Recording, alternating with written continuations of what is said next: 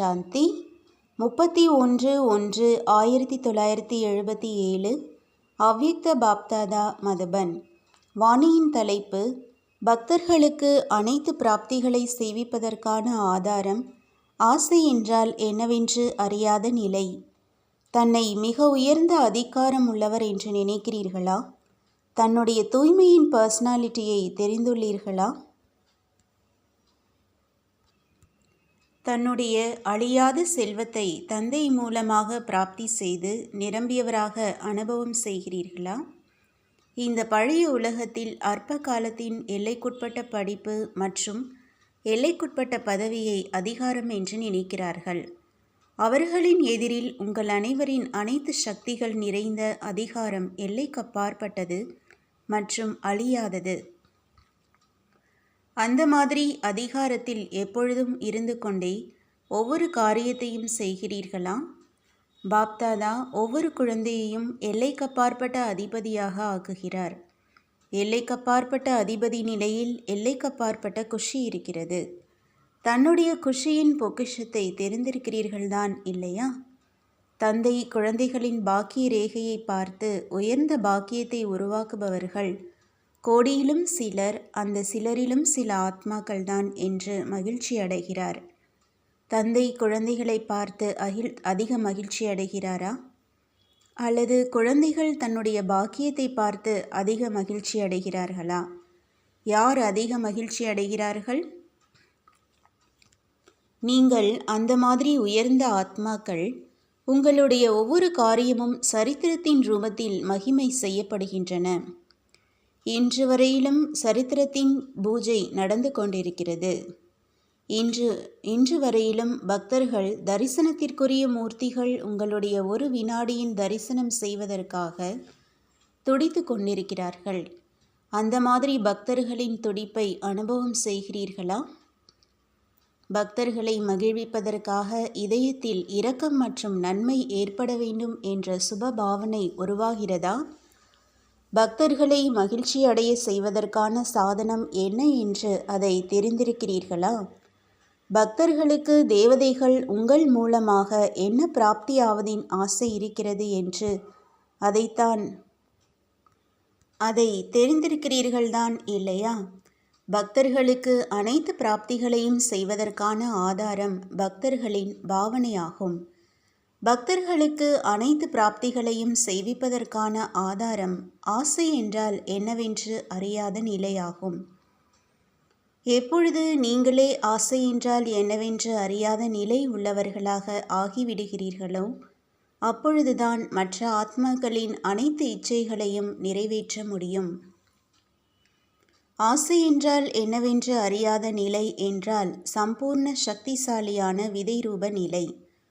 எதுவரை மாஸ்டர் விதை ரூபம் ஆவதில்லையோ விதையின்றி இலைகளுக்கு எந்த பிராப்தியும் ஆக முடியாது.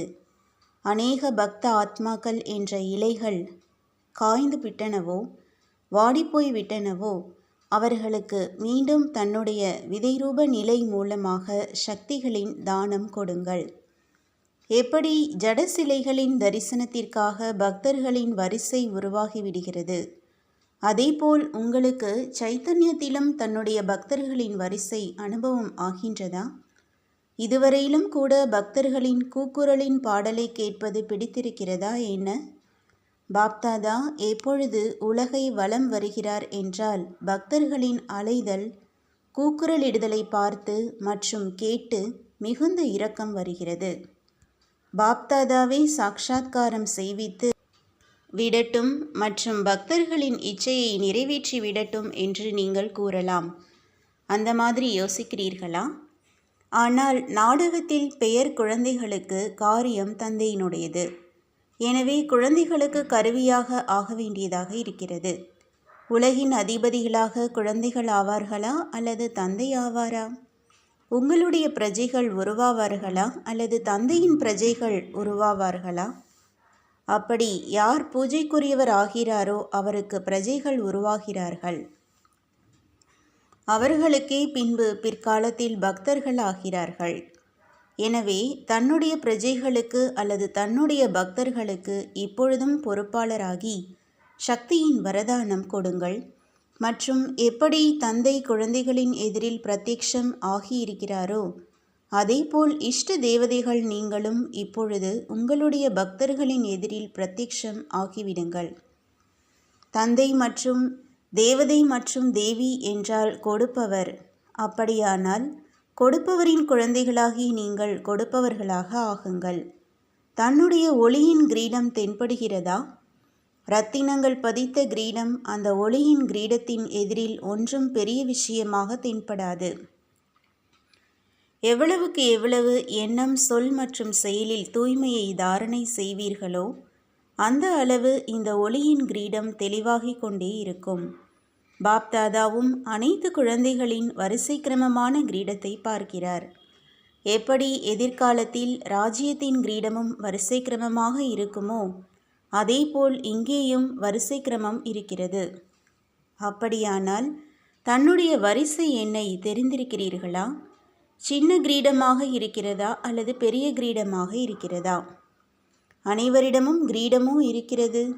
எப்பொழுதிலிருந்து தந்தையின் குழந்தையாக ஆனீர்கள், தூய்மையின் உறுதிமொழியை எடுத்தீர்கள் என்றால் அதன் பலனாக கிரீடம் பிராப்தியாகியே விடுகிறது. அனைத்து சக்திகளின் அதிகாரம் நிறைந்தவரின் குழந்தையாவதினால், அதாவது ஆன்மீக ஜென்மம் ஏற்பட்ட உடனேயே கிரீடம், ஆசனம், திலகம் பிறப்புரிமையின் ரூபத்தில் பிராப்தியாகிறது என்று கூறியிருந்தோம். அப்படி தன்னுடைய பிரகாசித்து கொண்டிருக்கும் பாக்கியத்தின் நட்சத்திரத்தை பார்க்கிறீர்களா? ஒருவேளை எப்பொழுதும் தன்னுடைய பாக்கியம் மற்றும் பாக்கியத்தை உருவாக்குபவரின் குண மகிமையை பாடிக்கொண்டே இருந்தீர்கள் என்றால் எப்பொழுதும் குணம் நிரம்பியவராக ஆகியே விடுவீர்கள். தன்னுடைய பலகீனங்களின் வர்ணனையை பாடாதீர்கள். பாக்கியத்தின் மகிமையை பாடிக்கொண்டே இருங்கள். கேள்வியிலிருந்து விலகிச் சென்று மகிழ்ச்சி நிறைந்த எண்ணம் உடையவராக ஆகுங்கள். எதுவரை தனக்காக எப்படி செய்வது, என்ன செய்வது என்று ஏதாவது கேள்வி இருக்கிறது என்றால் அதுவரை மற்றவர்களை மகிழ்ச்சி நிறைந்தவர்களாக ஆக்க முடியாது. புரிந்ததா? இப்பொழுது தன்னை பற்றி யோசிக்காதீர்கள். பக்தர்களை பற்றி அதிகமாக யோசியுங்கள். இப்பொழுது பெறுவதை பற்றி யோசிக்காதீர்கள், ஆனால் கொடுப்பதை பற்றி யோசியுங்கள். எந்த ஒரு ஆசையையும் தனக்காக வைத்து கொள்ளாதீர்கள், ஆனால் மற்ற ஆத்மாக்களின் ஆசையை நிறைவேற்றுவதை பற்றி யோசித்தீர்கள் என்றால் இயல்பாகவே நீங்கள் சம்பன்னமாகிவிடுவீர்கள். நல்லது. அந்த மாதிரி சாக்ஷாத் தந்தைக்கு சமமாக எப்பொழுதும் சாக்ஷாத்கார மூர்த்தியாக இருப்பவர்களுக்கு அனைத்து ஆத்மாக்களின் விருப்பங்களை நிறைவேற்றக்கூடிய, எப்பொழுதும் மிக உயர்ந்த அதிகாரத்தின் நிலையில் நிலைத்திருந்து தூய்மையின் பர்சனாலிட்டியில் இருக்கக்கூடிய, எப்பொழுதும் தன்னுடைய பாக்கியத்தை மகிமை செய்யக்கூடிய, வள்ளலுக்கு சமமாக எப்பொழுதும் கொடுக்கக்கூடிய பெரும் வள்ளலான குழந்தைகளுக்கு அனைத்து வரதானங்களினால் நிரம்பிய வரதானி, அந்த மாதிரி மகான் ஆத்மாக்களுக்கு பாப் தாதாவின் அன்பு நினைவுகள் மற்றும் நமஸ்காரம். வரதானம். அமைதியின்மை மற்றும் குழப்பங்களின் நடுவில் அமைதி குண்டத்தின் அனுபவம் செய்விக்கக்கூடிய அமைதி சொரூபமானவர் ஆகுங்கள். ஏதாவது இடத்தில் குழப்பம் இருக்கிறது என்றால் அந்த சண்டையின் நேரத்தில் அமைதியின் சக்தியின் அதிசயத்தை காண்பியுங்கள். இங்கேயோ அமைதியின் குண்டம் இருக்கிறது என்று அனைவரின் புத்தியில் வரட்டும். அமைதியின் குண்டமாகி அமைதியின் சக்தியை பரப்புங்கள். அமைதி சொரூபமாகி அமைதி குண்டத்தின் அனுபவத்தை செய்வீங்கள். அந்த நேரம் வாய்மொழியின் சேவை செய்ய முடியாது, ஆனால் மனசக்தி மூலமாக அமைதி குண்டத்தின் பிரத்யக்ஷம் செய்ய முடியும்.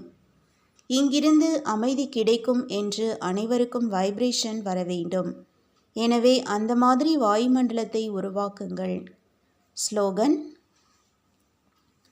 தன்னுடைய மற்றும் அனைவரின் கவலைகளை அகற்றுவதுதான் நற்சிந்தனையாளர் ஆவதாகும். ஓம் சாந்தி. तुम बच्चों को तो सर्विस करनी है, जो बाबा कहते हैं सबको ये बताओ कि देखो तुम्हारा एम एंड ऑब्जेक्ट ये है, एक गीता है बढ़िया, ये राजयोग है ना बच्चे। कैसे है राजयोग? बिल्कुल सहज है कि बाप को याद करो तो ये वैसा मिलेगा तुमको। ओम शांति।